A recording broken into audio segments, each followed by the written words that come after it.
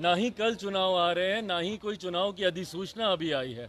अभी समय है और मैं निरंतरता में एक ही बात को मैं कहता रहा हूं कि जब चुनाव सामने आएंगे, गठबंधन किसके साथ होगा, यकीनन लोक जनशक्ति पार्टी रामविलास अगला चुनाव गठबंधन के तहत लड़ेगी, पर वो किसके साथ गठबंधन होगा वो सही समय आने पर ही फैसला लिया जाएगा। अमित शाह ने नीतीश कुमार को लेकर कहा कि अमित शाह ने कहा कि नीतीश कुमार पलटू है, उन पर भरोसा नहीं किया जा सकता है, हर बार पाला बदलते हैं, ऐसे के साथ कैसे सरकार हम चला सकते हैं। भाई ये बात भारतीय जनता पार्टी से बेहतर तो कोई नहीं जान सकता कि कितनी बार नीतीश कुमार जी ने उन्हें धोखा देने का काम किया है।